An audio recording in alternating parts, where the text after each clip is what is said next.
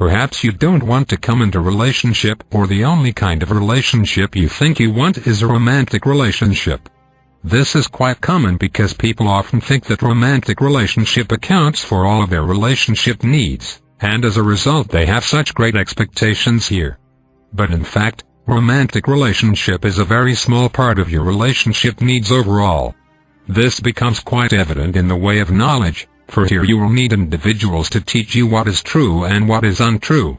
Here you will need others to help demonstrate to you what you need to see so that you can see objectively, which is easier to do with others than by yourself.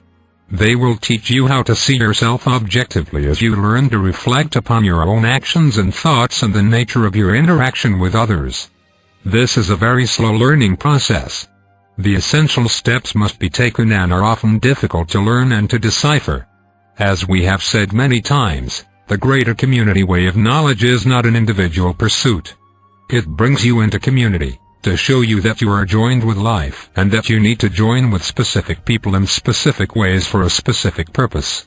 This is where people tend to feel threatened and withdraw because they want to have everything but give very little of themselves. Even their giving is to make themselves richer. It is true that real giving will make you richer, but your real wealth is discovered through the reclamation of knowledge. It is not counted in how many assets, friends and pleasures you have acquired in life. All of these are constantly threatened and are easily lost. But the reclamation of knowledge cannot be lost unless it is neglected or denied, and even then it will abide with you and go with you wherever you go. People say many things that are true, but they do not understand the truth in what they say. They interpret things according to their personal motives, you see. People say, I must serve others. I must find my spiritual truth. I must develop my intuition. You can say all the right things for all the wrong reasons. It is motive, preparation and temperament that are important. If you truly want to serve others, and if you recognize that this is needed in order for you to reclaim your value and your gift and to discern your true nature, then you must learn to be served not according to your dictates, but according to what the answer itself calls you to do and to receive. For instance, if the greater community way of knowledge is the answer, then you must learn to receive it, to practice it and to comprehend it according to its methods. Certainly, how you approach it will be determined by your nature, your motives and your temperament, but nonetheless, you must develop according to its dictates. When people try to learn the way of knowledge according to their own personal motives, they will fail, but their failure will elude them until its real costs become known. That is why we say if you wish to serve others, you must learn to be served. This is learning to receive. This is learning to accept. This is learning to discern.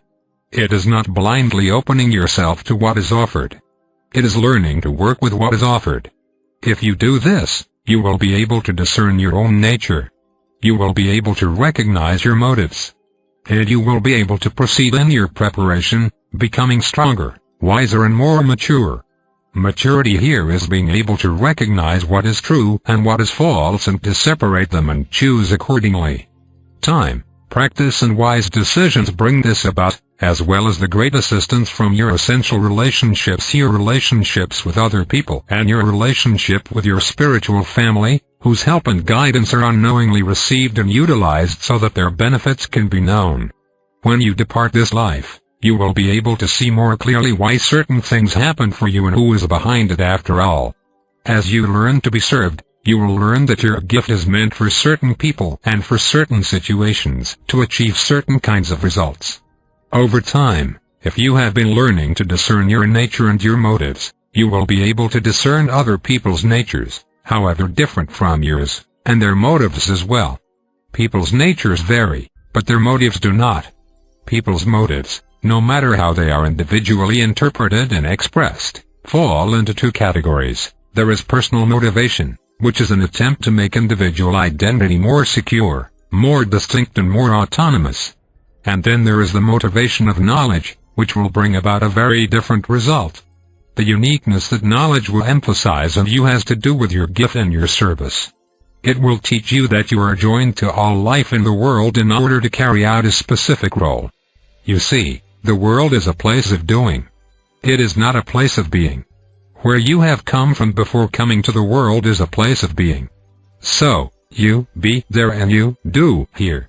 Who you are here is what you do. Who you are there is who you are. This is a world where things must be done. It is a world of action and movement. That is what makes it temporary. You are here to do things. You are here to achieve certain things, both physically and internally as well. If you were to translate being into doing, then you must learn both how to be and how to do. It is not that you do not focus on being in the world. It is that you translate being into doing so that in whatever you do, you are able to express the essence of your nature and the mysterious force of knowledge.